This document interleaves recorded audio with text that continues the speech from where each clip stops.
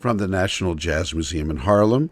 I'm the senior scholar at the museum. My name is Lauren Schoenberg, and we are going to spend a great time with saxophonist, composer, author, innovative educator, Tia Fuller. And we're going to find out about her life story, her bands, her own bands, the family band that she kind of started with, and some of the great jazz musicians that she's learned from and played with, as well as her years on the road with one of the hugest pop music icons in the world. She has a story like no other. We'll also talk about the innovative programs she has been creating at Berkeley, up in Boston.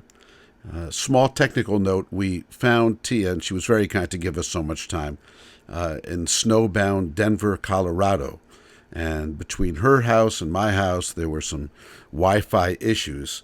And I've done a little bit of editing to kind of get around them. There will be little glitches. They're never more than, a few seconds long, where either the video or the audio gets frozen for a moment. But don't worry about it. They pass very quickly, and you can always understand what's going on in the conversation. So, now to our guest on Harlem Speaks, Tia Fuller. Currently, I'm actually in Aurora, Colorado, in the house that I grew up in. And this is where the saxophone was introduced to me. It's really amazing to be in the house that I was raised in, and a lot of memories. Because even in my room, I'm looking around, and I still have a lot of my one of my stuffed animals as a kid. So.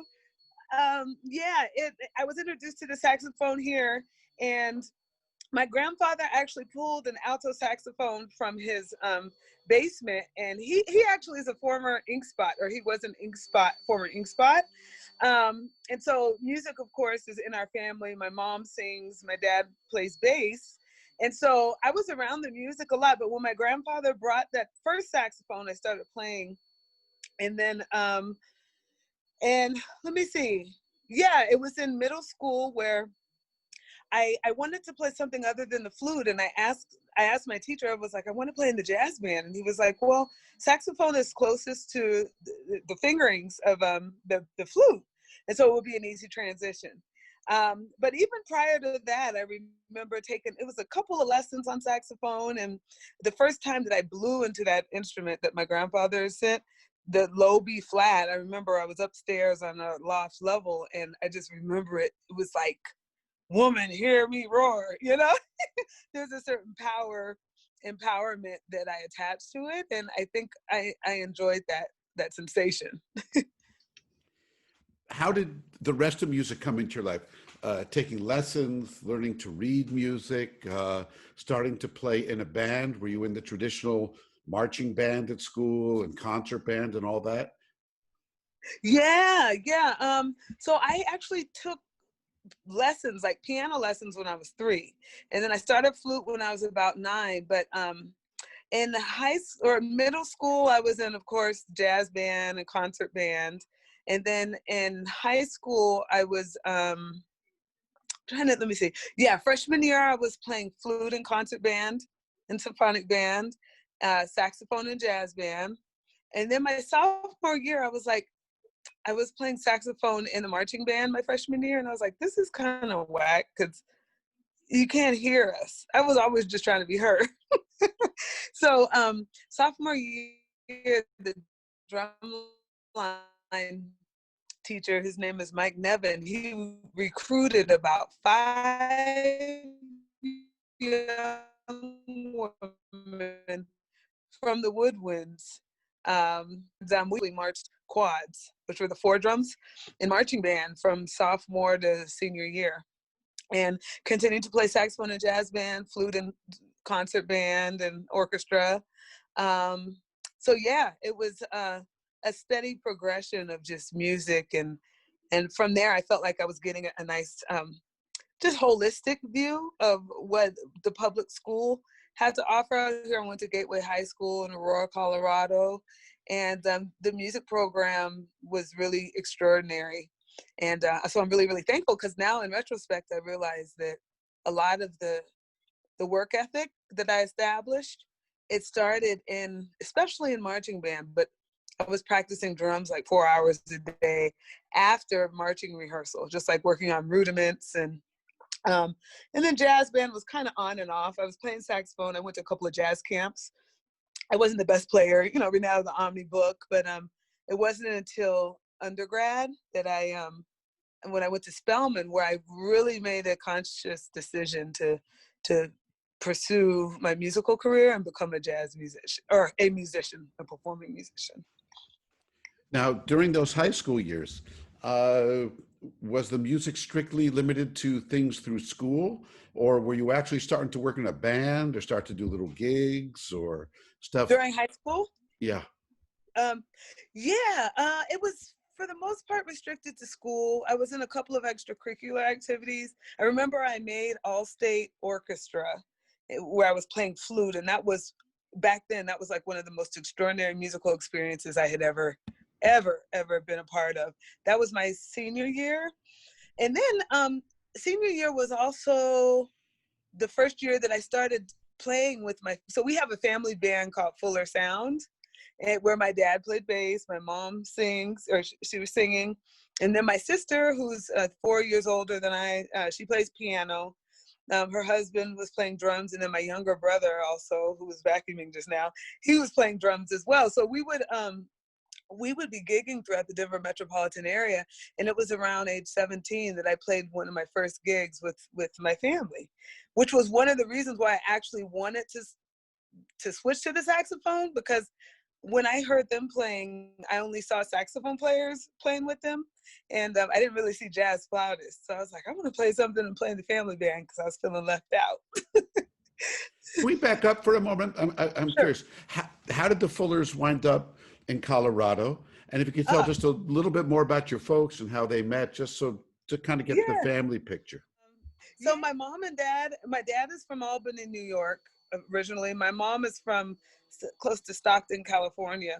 Her family moved out here when she was young to Denver. And then and my mom ended up going to UNC, and then my dad did as well. And that's where they met. And then they both continued their education at University of Denver, and they got their masters both in, I think my dad got his undergrad in fitness education, because he was teaching. So both of my parents are also retired educators as well as musicians. And my dad started off as a gym teacher, a PE teacher. And then my mom started off as an English and a drama teacher. And so, but then they both retired as administrators in the Denver Public School District. So we had a nice balance, growing up here. And I say we because my sister and I and my brother, but it was a nice balance between education and arts. And, with my mom being a drama teacher, she was also a coach, one of the main coaches for the oratorical contest, which was a contest where she would rear students and train them in speaking, and they would always win these contests. But now in retrospect, because a lot of times she wanted me to be a part of those contests, and I was like, I don't want to talk in front of people. I don't want to. But now I see that, the many times she was correcting me and my sister at the dinner table with our grammar why that was. You know, so I'm really thankful for the balance between the education, uh, strength of our education, and then arts as well. Well, this all makes a lot of sense. So it's not like all of a sudden, you know, you transition from being like, you know, well, actually, there's no transition from being, you know, from traveling the world and playing jazz and playing music and with all different kinds of bands to the educating that you do now. Yeah. That's just in the genes from your family. But just going back again to those high school years, can you talk about maybe some of the first famous musicians or great musicians that crossed your path that you heard, regardless of what the genre is, but just like even before Yeah. you got to college, what were some of those aha moments? Oh, yeah. So I remember my sister listening to Jerry Allen was one aha moment, because she was one of the first Black women who was out there. And then I heard, and she was teaching at Howard, but then she, you know, she played her behind off. But that was a byproduct of me hearing it through my sister. Also, and we had adjacent rooms upstairs. And so when I heard her playing music, like when I was in high school, or when I was in middle school, she was in high school, I remember her wearing out that Wynton Marsalis Black Codes album. A really great album. And then, of course, John Coltrane, listening to John Coltrane throughout. My dad would always have music pumping throughout all three levels of our house. And it was always jazz. Anytime I tried to change the channel, he was like, no. So Sarah Vaughan, because my mom, you know, she was vocalist, Carmen McRae. Diane Reeves was also a household name because she's from Colorado, which is ironic because now she's a good friend of mine. I just went to go and celebrate her birthday a couple days ago with her. So yeah, it was, you know, and it goes on and on. So in my parents' band, they would play some contemporary jazz. So like Al Jarreau was also someone, of course, Patrice Rushen, and the list goes on and on. But which of these folks did you actually get to hear in person? Oh, in person. Let me see. Early on, I remember hearing McCoy Tyner when I was in like middle school and seeing him. And I remember his hands looking massive. So I was sitting right below the stage at Telluride Jazz Festival. And I remember looking up, and when he was playing, the entire 9-foot piano was moving back and forth. And that, to me, that was like, what in the world? I've never seen anybody physically play the piano to where the energy is exuded throughout the piano. So yeah, I would say McCoy Tyner was one. Oh gosh, I'm sorry. Who else did I see? I was always a part of this jazz How about workshop. sax? Let's see. Sax or I'm sorry. flute? Oh, on Sax sax. or flute? I'm trying to see live. It was a lot of local musicians here. So Laura Newman was one. She was a female saxophonist. Claire Church was another. She was another female saxophonist who really shaped my view of, or letting me know that I could do that. We stop there for a moment. Talk about that. If you don't mind, let's stop right there and talk about her. And when you said kind of let me know that I could do that, a big influence. Can you expand on that? Because I imagine that there's a lot of young women watching you and young men too. And just to know that how it worked for you. Right. Yeah. So that happened. I was a part of the Mile High Jazz Camp in Boulder, Colorado. And she was always one of the only women up on stage in this big band. There was the faculty big band. And I kid you not, she was not even 5 foot. And so it looked like the Barry was taller than her. So every time she would get up and play for a solo, she would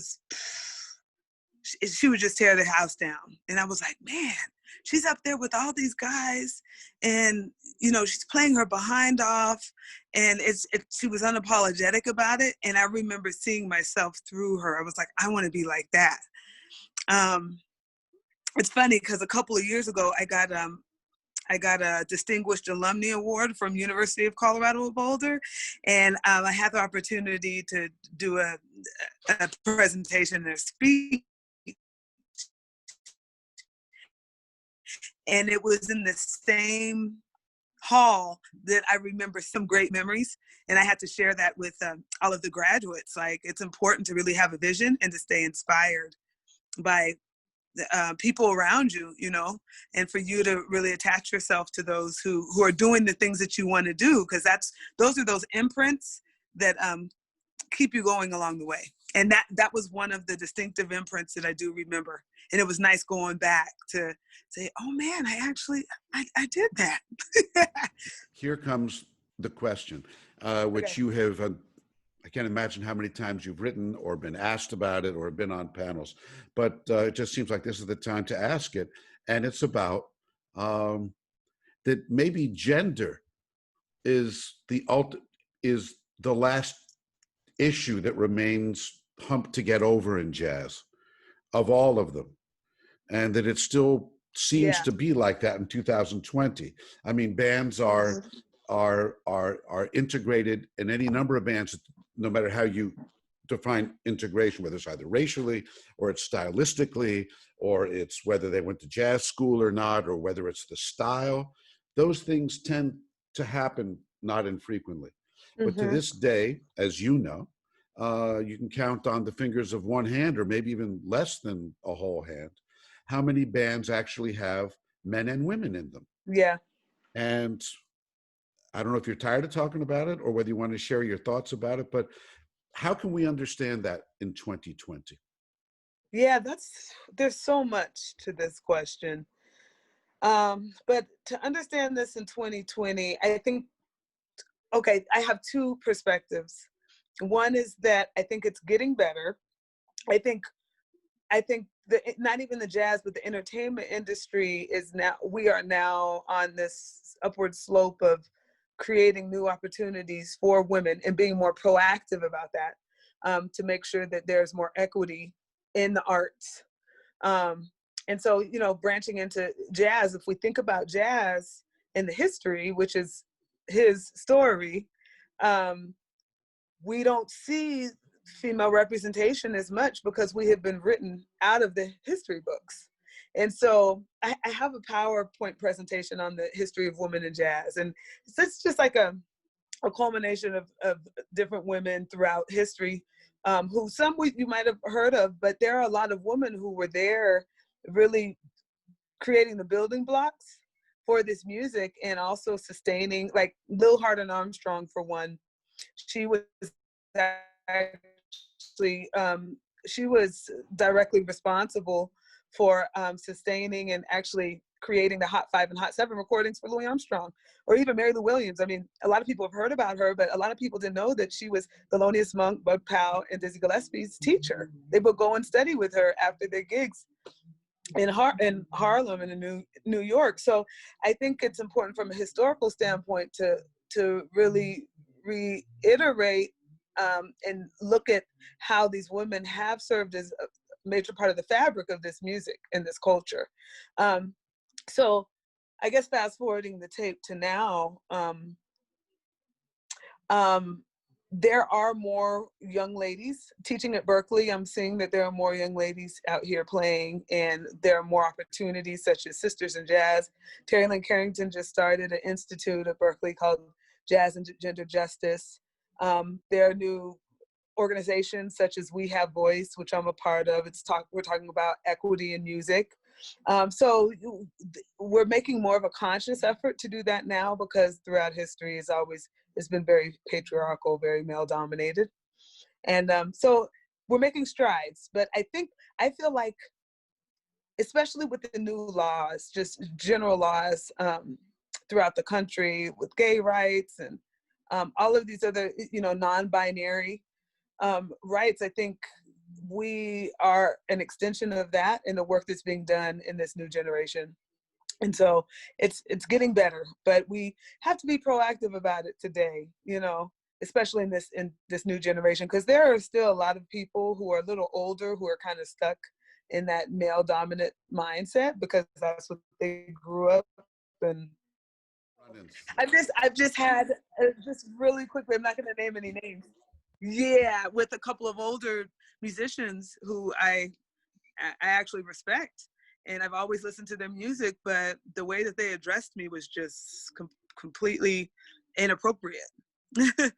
And so these are the things that we're really trying to deconstruct, throughout the history of this music and throughout the history of entertainment.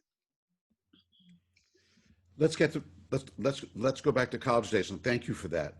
So you're in college, and you mentioned that in college was like when you started really to start to take it seriously about Yeah. playing jazz music and just becoming a professional musician.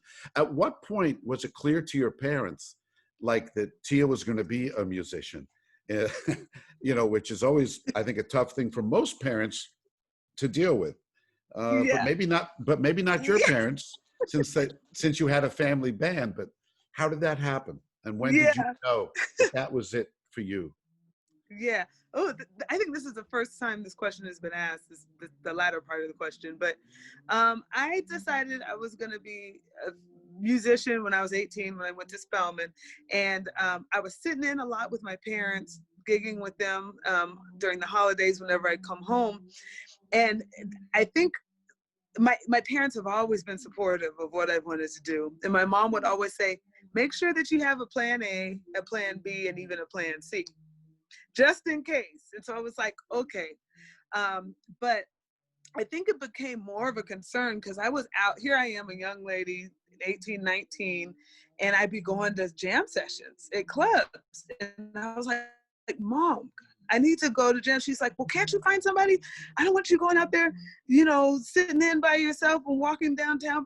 Can't you? And so that was always, like, in my early 20s, it was always a conversation with my mom, an intense conversation. I'm like, Mom, how do you expect me to learn this music? I got to get out there and play. I'm her daughter, of course. And so I would say that was really the only, I wouldn't even say resistance, but it was just the only obstacle that I had to go through regarding my parents, because my mom just wanted me to be safe, and she was very protective, so I had some good friends out here in Colorado that I would go and sit in with, and then of course playing with my mom and dad. Sometimes I go and my dad had a lot of gigs with different people, so I go and sit in and play, and so overall they've always been supportive, and and I think when I made the decision to become a professional musician, in lieu of that, I knew I was going to do something in education, as much as I didn't want to. um, and I think stemming from two educators, um, that's something that my parents, it was just a part of my bloodstream. I knew I didn't want to really teach day to day in like a public school system, because I did want to play. And so the way that it's turned out is actually more than perfect for me, because I'm able to give back and teach, but I also have flexibility and a schedule to tour and maintain my performance. And that's something that my parents, that's what they always said, is make sure if you're going to play, that's fine, but you never know, you might have to do something to help that, to enhance that. And I look at how my parents have done it over the past almost 50 years, and my dad would say I've taken it a step further, but I can honestly say that if it wasn't for me seeing them balance, like my dad would go and teach or be an assistant principal, and my mom as well. And then on weekends, they would be gigging. And just seeing that balance, I'm like, okay, I can do that. I can do that. I can go out to New York and I can teach if I want to, but I definitely want to play on an international level. And so I'm really thankful for that and their support all the way through. Any highlights of those college years in terms of teachers, friends, professional experiences that really stand out? Because of course you were going to a very historic college just to start with. Yeah. Thanks for asking this question. One in particular, I remember, let's see, there's a building called the Cosby Building, and Camille and Bill Cosby were there. And I remember playing the opening ceremony for the Cosby Building. And I met Bill Cosby and Camille way back then. And so Joe Jennings, who is kind of like my second father from Spelman College, he was my teacher and the saxophone player. If it was not for him, I probably wouldn't have stayed at Spelman. And as much as I love Spelman, and I'm so happy I did, it was because of his guidance and his mentorship, because they didn't have a robust jazz program. So everything that I got from during that time was either from him or the experiences that I had outside of the college, really trying to insert myself into the community of musicians in Atlanta, in the metropolitan Atlanta area. So yeah, Joe Jennings led Spelman Jazz Ensemble, which is an all-female jazz ensemble. And of course at Spelman, we had a music department, but it was not that large. And then there weren't a lot of large instrumentalists. And I was probably one of the only instrumentalists who wasn't a piano player that majored in music. Because it was mostly vocal and then mostly pianists. But yeah, Joe Jennings, he really laid a strong foundation for me. And every spring break, we would go on tour with the Spelman Jazz Ensemble that he had set up single-handedly. He raised the money with alumni chapters throughout the country. And we would go. And that was one thing that I always would look toward, at the end of the year. So he would start us on music in the fall, and we would have that music internalized by March. And I'm so thankful for that, because that gave me my more holistic experience at Spelman. I was able to be around excellence, Black excellence, strong, powerful Black women, and then I also have my experience as a musician and get the tools that I needed. I mean, if I were to have met you then, or if someone were to have asked you then, like, how do you see your musical future when you were going to graduate from school? What was the world like then? And if you don't mind me asking you, what year was that? Ooh, yeah. Uh-oh. So back in 1994 to 98 is when I was at Spelman. And I graduated, 1998. And I was very clear with what I wanted, to the point to where my practice regimen was written down every day, and I would do a checkoff list. It was like an 8 to 10 hour practice regimen of just integrated throughout my day. And what I was doing is I was preparing myself. I knew I wanted to go to New York. And I said, because I'm not in a conservatory or like a Berklee School of Music where I have other peers around me, like pushing me in different ensembles, I had to kind of create that within and throughout my life. But I knew that I wanted to move to New York. And so I wrote down all of these goal points that I wanted to attach myself to. Moving to New York, starting my own band. I wanted to record my own album, get on a record label, travel all over the world, be a side woman, and be a band leader, and it goes on and on and on. And so actually when I got to my senior year, I was ready to move I thought I was ready to move to New York, but then I had the opportunity to stay in school and get my master's for free, but to come back to Colorado, at University of Colorado at Boulder. And so I was kind of bummed, because I was like, I'm ready to go to New York. But I remember my mom saying, Tia, you better go and get that free master's, because we're done paying for your school. And that was probably one of the best decisions I made, because I went straight through. I got my master's in 2 years. I got teaching credentials and some more experience while I was still out playing here, with my family. So then shortly after that, I took a year off, saved up some money. I was still playing with my parents.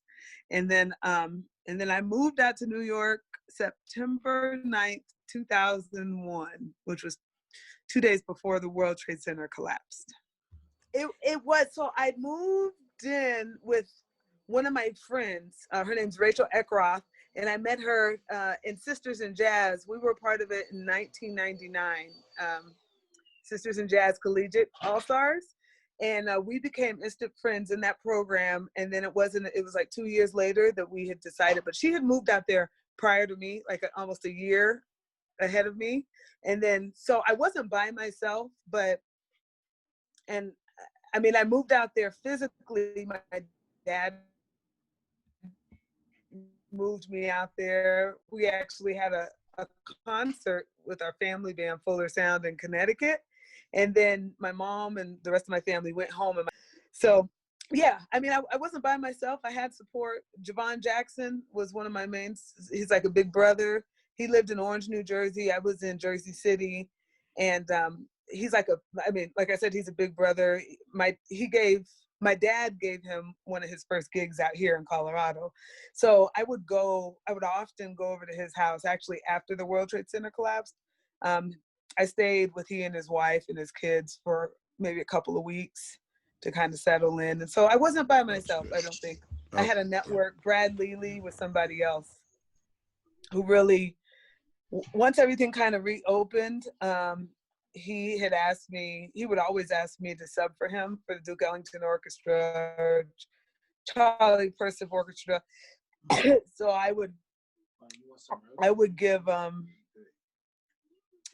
I would give him, you know, he really exposed me in the jazz band, or the big band scene of New York. Yeah. When I first moved out to New York, in addition to playing, I actually I was a permanent sub at a Catholic school. And again, I had my degree in teaching, and luckily I didn't really need that, but they knew I had some background. But it was perfect because I was able to teach from 11 to 3. And then I still had enough time to practice, like early morning and afternoon. And then I had a lot of time to go into the city and sit in like I needed to do, and to continue cultivating my career. So it was mainly that, and really not just playing jazz gigs, but I also started playing at a church. And I remember how much all of these paid. That church was like $175. And then as a result of playing at this church, I got another gig at this, it was like a deaf comedy jam where they had a live band. And so I was in this horn section, and I played there every Tuesday night and made $75. And then I was playing in like wedding bands as well. So it was a combination of the things that I did. But initially what has brought money in on a more consistent basis was that teaching gig, a permanent sub. And I was very thankful. I mean, those kids were bad. Even though it was a private Catholic school, I used to have nightmares about those kids. But I was thankful for the opportunity, because it really forced me. I was like, I don't want to keep doing this. I got to figure something out and create other opportunities.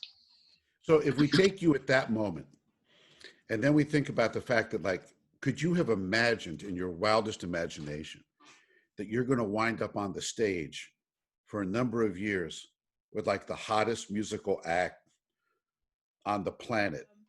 No, I would have never guessed back then that I would have been on tour with somebody that big. But I knew something excellent to happen. And I just wanted to prep myself. And also during that time, I wanted to,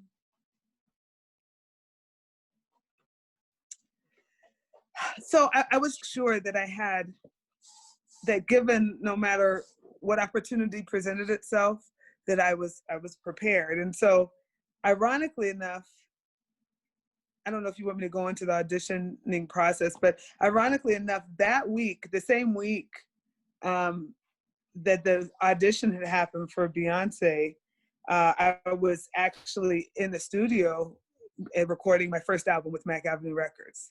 And ironically enough, so I heard about the audition with Beyoncé, and I was like, okay, I'll go and do this, but I got to finish writing these tunes for this album. And so after a rehearsal, it was like a Monday or Tuesday, myself and a couple of my band members, we went over and we saw this long line outside of Sony Studios in New York. And somehow I strategically placed myself more in front of the line. And long story short, I auditioned, and then the next day, for the next 3 days, went in to the studio to record. And it was the last day I was in the studio that I got a call back from Beyonce's people saying, okay, you made the first tier of auditions. Can you come back tomorrow? And if it would have been one day earlier, I wouldn't have been able to do it because I was in the studio. And so everything really worked out. And I'm saying all that to say, you know, going back to your initial question, I didn't plan on doing that, but I knew the sphere that I wanted to be in. Like, I knew that I wanted to travel all over the world. I just kept saying that. I kept speaking that. I knew that I wanted to be with my own band. I knew that I just wanted to keep learning and be under great leaders. And so when this opportunity came, I was like, oh man, okay, this is in scope of what I really wanted to do. And it's I was blessed in even more than abundance, more than I could ask for.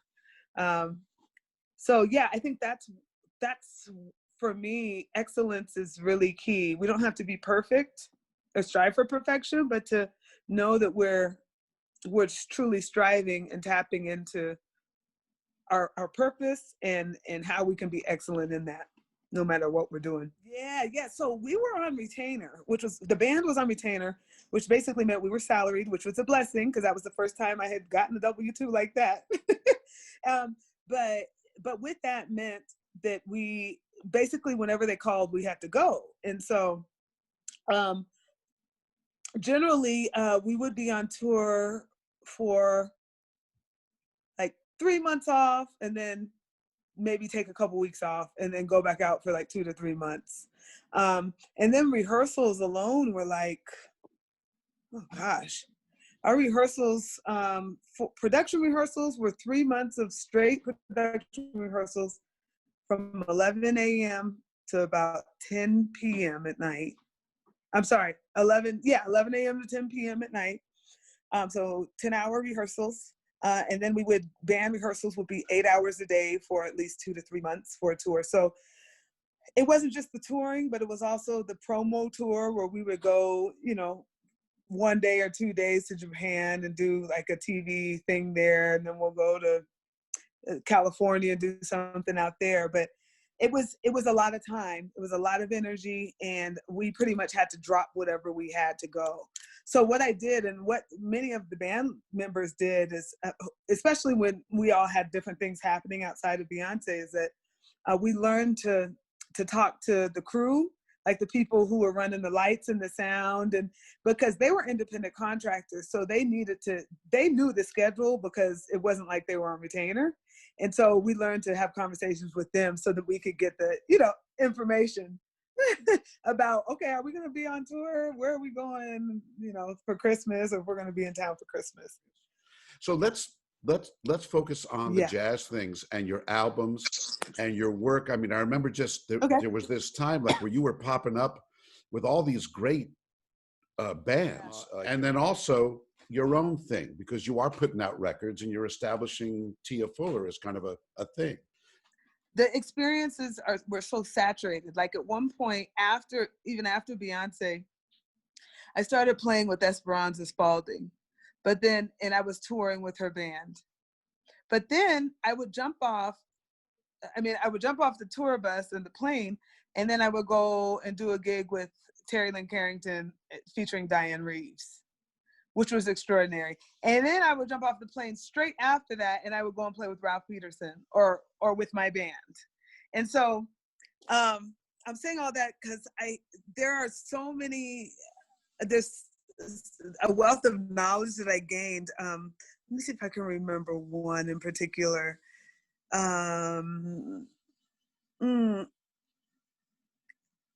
Gosh. So I remember being in France with Terry Lynn, and it was one of the first, well, it wasn't one of the first, but it was at the tail end of a tour that we were doing. And one of the sound men or the stage men came up to her, and he was very disrespectful in the way that he was addressing her. And, some leaders would just kind of brush it off, but she addressed it immediately, and she actually told him off. And then she went to the presenter and pretty much reported him to the presenter. And by the end of the show, he was fired. And that, to me, that was a very empowering move, and it was eye-opening, because I think as women, and even as Black women, sometimes we have a tendency, people will speak to us in a demeaning way, especially if it's in a concert setting, casual setting, and just kind of get away with it. But for me, I think, especially as a band leader, it was important for me to see that and to experience that strength. Because I know there are so many times, we're talking about women, but there's so many times where we've had to brush that type of behavior off. And she addressed it immediately. And so it was a learning experience. And that has always stuck with me as a leader. So if I feel like there's any sort of sexism happening, racism happening, whether it be me or anybody else in my band or anybody else I'm affiliated with, I've learned to speak up and to acknowledge, even if it's just, my mom would always have this term, take it as an opportunity to educate them. Like if it's a situation where people are just ignorant and they're not aware as to what they're saying. So that has been helpful for me. That's probably, yeah. And then I think seeing Esperanza over and over again on stage, and how she was just so organic with, I mean, she kind of, I don't want to say she had a script, but she had a scope and a shape for the show. Beyonce did that too. But Esperanza was a little bit more lenient, and she would sometimes interweave. And to me, it's just really transformational in how we should be thinking as jazz musicians. You know, we could integrate some of the structure of a seamless set list, but also have the element of spontaneity, and then always engage in the audience, because that's something historically that we didn't learn to do. You know, post the big band era of being in the ballroom and entertaining.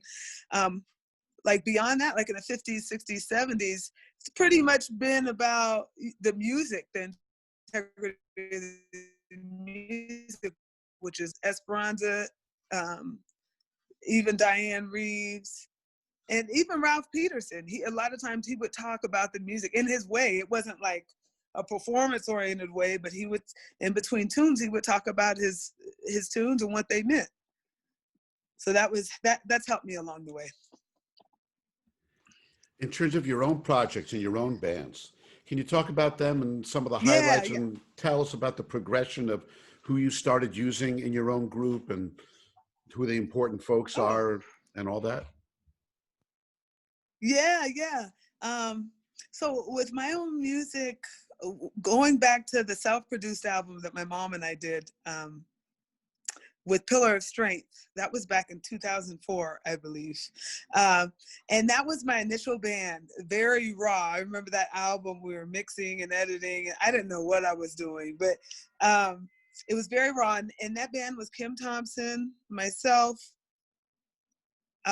Mickey Hayama on piano, Sean Jones was playing trumpet, and Miriam Sullivan at the time was playing bass. My brother actually premiered on playing drums on one track, and then my dad played bass on one track as well.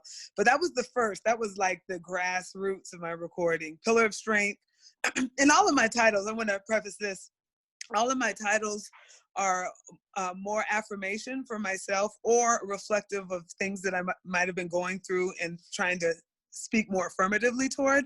So Pillar of Strength was really a testament of me being in New York and having to be a pillar of strength in the midst of all of the trials and the tribulations and that I was going through. My second album, which was the first on Mike Avenue Record, was Healing Space. And that was actually an album that was the same band. I think Sean Jones played on a couple of tracks. It was the exact same band. And I had a couple of guest vocalists, but that was an album that I was coming out of a relationship, and I was trying to find the peace and the comfort of my own space. And so I was thinking about Healing Place, but I was like, a place is somewhere where you go space is something that you can create wherever you are. So that is what Healing Space, where that came from. And then my third album was Decisive Steps. That was in 2009, I think. No, 2009. And yeah, that was me. Actually, I remember sitting in the back of the tour bus, the Beyonce tour bus, and it was like the fourth year I was on tour with her, like the second main tour.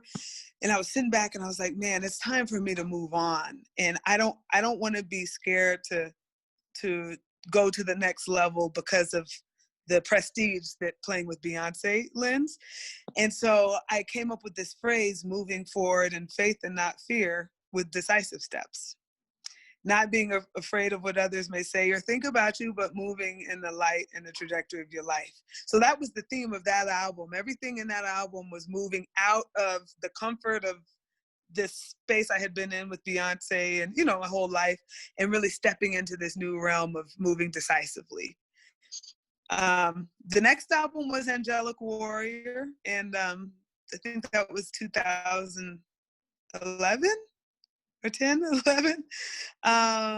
And I had come from left Beyonce band. I dove back into my my career, and it was great. And so at the time, that's when my mom had a stroke, and I was balancing a lot between moving back and forth between touring and then coming back here to Colorado, making sure my family was okay.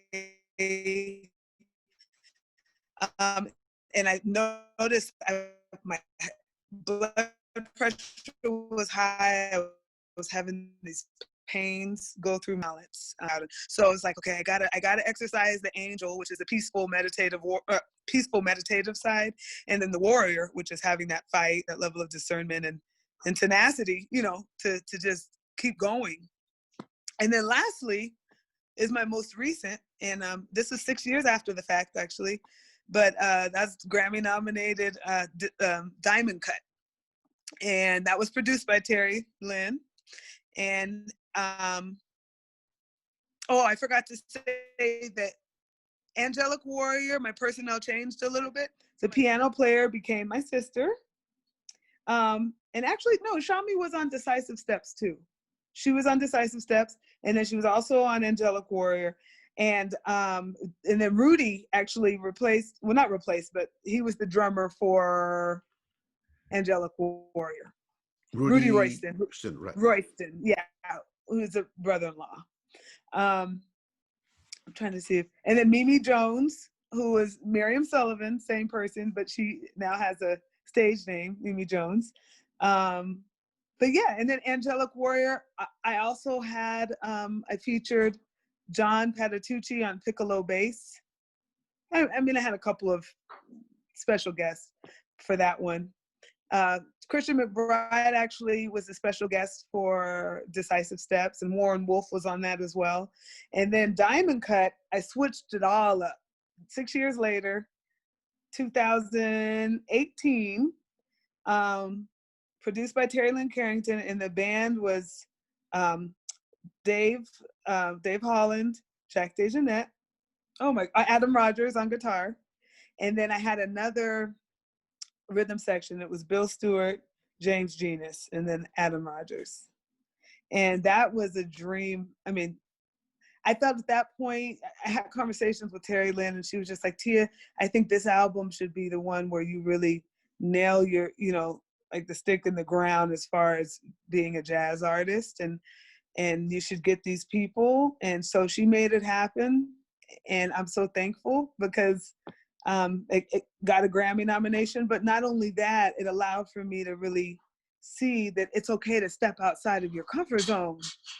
Because I still love playing with my sister, brother, and, and Mimi. We still play together, but it was nice to step outside and say, oh my gosh, I could do it. So it's good. And Diamond Cut really, to me, is the culmination of everything for the past probably 20 years of just being a musician, of the rise, the whole trajectory of looking like a 3-step process of looking like a piece of coal, but knowing that you're diamond, being embedded in the earth, and then rising up in the second phase of and having to endure extreme pressure and temperature in order to rise to the top of the Earth's surface.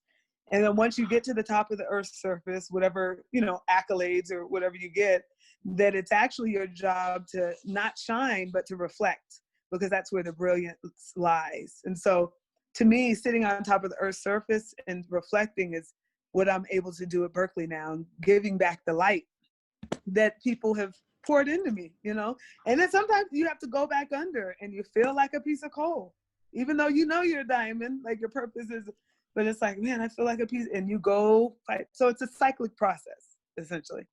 Can you talk about how did Berklee come about, and what is your life like now in terms of where you are, what your schedule is, and performing, teaching, and all that? How did Berklee come about? That's so ironic, because there was another intersecting point. In 2012, I was doing some residencies at Berklee. I was still living in New Jersey. And then actually 2011 is when we played at Umbria Jazz Festival. And who is now the Dean of the Performing Arts, Dean Ron Savage, he was the chair then of the ensemble department, but and I was like, sure. So we had a conversation. He was like, I'd love to integrate you into Berklee, bring you to Berklee for a residency and just try to get you out there, I was like, okay. So 2012 is when they brought me out a couple times. And then ironically enough, it was the end of 2012 where, trying to make sure I'm getting this. Yeah, the end of 2012, I got a call from Beyonce's folks, and they were like, Tia, so Beyonce's going back out on tour. And she's playing the Super Bowl, but you have to reserve the entire next year, which was 2013. And I kid you not, Lauren, the next day I got a call from Berklee, and they said, Tia, we were wondering, we had 2 individuals displaced as faculty, and there's a full-time position open at Berklee. Would you come and be a faculty member here and teach? So once again, I'm looking at another crossroads, and I was going crazy, like, oh my God, I have this opportunity and this opportunity. So with a lot of prayer, just trying to figure out, what I really wanted to do for the long scope of my life, I chose Berklee. And I'm so happy I did, because that has not only led me to be able to give back, in that diamondness that I was talking about, but it was also, it's really been transformational in allowing for me to give back in a way that to where I'm empowering other students. And then I'm also creating a more flexibility in my schedule so that I could tour and I could, do everything that I was doing before, but then also have the security. Of course, the security helps of like a regular paycheck coming in, but it's just not about the paycheck for me. It's about really stepping into my purpose. And so as of right now, my schedule, so I've been at Berklee 8 years now. And the first, 6 years, I was teaching 8 ensembles. And not only that, but they allowed for me to start ensembles of people and artists that I worked with. I've been there 8 years, and for the past 8 years, I've been teaching 8 different ensembles. And it's great because they allowed for me, they were like, when I spoke to Dean Savage, who's now Dean Savage, he was like, Tia, I want you to bring what you know. And I was like, I could do that. So I started an Esperanza RMS ensemble, which is like a small big band. Started a Christian McBride ensemble, his Inside Straight ensemble. I also started, and then I would do these large productions that were reminiscent of like a Beyoncé A-list tour. So the first big production that I did was, it was a 10-year reunion for the Beyoncé band, but we integrated the about eight of the girls from Beyonce's original all-female band, and then about 20 students in the Beyoncé ensemble. And we had an extraordinary performance that integrated the dancers from Boston Conservatory, string section from Boston Conservatory. We had the lights, we had the sound. It was really extraordinary. There were about 40 people on that stage. And then from that actually preempted us. And so the Bruno Mars ensemble, they ended up going to Vegas, and this was actually 2 years after being in the ensemble. They got a call, and they went to play a private party. And then the year after that, I started a Ariana Grande, Mickey Miller ensemble, which are two different artists, but it was the same concert.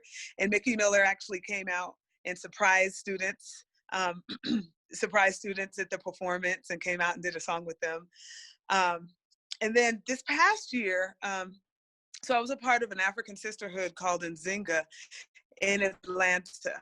And it was a spiritual rites of passage, but I call him Baba. His name is Dr. Daniel Black, and he's a professor of African American Studies at Clark Atlanta University. He's written a number of different books, and there's one book called The Coming, and it's written about the Middle Passage, a slave's narrative of the Middle Passage. And I remember reading it. I wrote a song on my last album called The Coming, and it's really to reflect the different transitional points of the Middle Passage. So we ended up doing a show based around excerpts of his book, and it was integrated. This is the first time I had done a show like this. It wasn't about an artist, but it was actually about the narration of a certain plot. And so it was a combination of my Kanye West ensemble, my Rainbow All-Stars, which had learned all of my music on Diamond Cut. And then we had theater, we had some mimers, we had dancers, we also had the gospel choir. And this performance was extraordinary. It had people in tears because it, from a historical perspective, but it also was a multimedia presentation. And that was this past, actually it was right before the shutdown. It was February 27th. And so I have a Rihanna ensemble now, but I'm saying all this to say that being at Berklee has been really extraordinary because I've been able to do things that I could have only dreamt. And I've been able to bring the real life experience of touring and what does it take to prepare for a tour or to be a band leader. So now I'm actually in a position, I've been blessed during these past couple of months to where I'm not teaching as much. I still have a couple of ensembles. I teach 3 ensembles, but now I'm the artistic director of the ensemble department, where I'm helping I'm helping faculty members, like faculty development, and giving them ideas and tools so that they can develop their ensembles. Alongside of that, I'm the artistic director of a city music high school academy, which is a high school organization that funnels students from high school into college. And then lastly, and probably one of the most important things is I'm the founding director of this newly implemented domestic exchange program between Berklee College of Music and Spelman College. And I'm actually creating a domestic program between the 2 schools. So students from Berklee can go down to Spelman, take classes and experience that thing that I experienced, and then vice versa. Sisters from Spelman can come up to Berklee and they'll be able to experience everything, the rich culture that Berklee has to offer. So with all of those, I'm very, very busy, but I'm really excited. I'm dumbfounded. I had no idea of all those things. I knew about a couple of them. Oh. So how do you manage it? And especially just right now, because we're recording this, at the end of October 2020. And we're heading into the fall, and a lot of schools have opened, some haven't, and online and all this. So what is your reality like right now in terms of how you're actually doing what you do? Yeah, it's a lot of Zooming. A lot of Zoom meetings, of course. The whole world is Zooming and virtual meetings. Teaching online. I still teach my 3 classes, and I'm still, I love teaching. So, but just making sure students are okay. And then, just trying to be proactive. I think during this time, it's important to see this idea of abundance versus lack.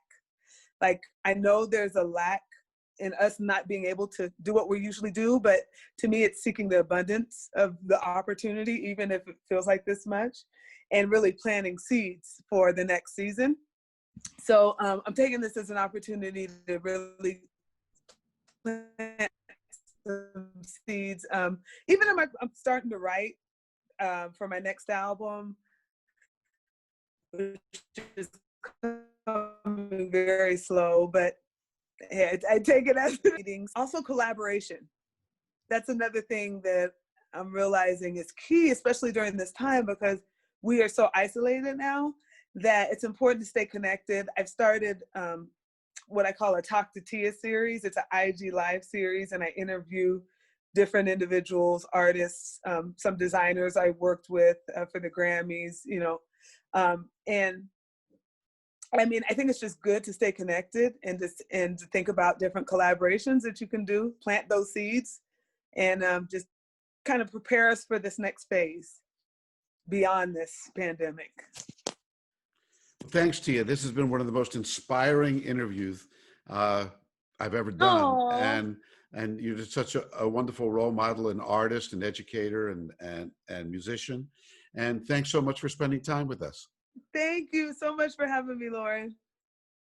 Thank you so much for joining us for this wonderful interview with Tia Fuller. This is Harlem Speaks, one of the many programs from the National Jazz Museum in Harlem that you'll find online. Some are educational, some are interviews with contemporary artists. Many deal with social issues and the whole wide range of intersections that jazz brings to the universe. On behalf of our board of directors and our staff and our volunteers and everyone in our world, we'd like to thank you so much for joining us. And if you'd like to find more about upcoming programs, you can always go to our Facebook page. We also have a website at www.jmih.org, where you can also support the museum and our mission if you so choose to, and our programs are listed there. And of course, on our YouTube channel. Hope to see you again soon.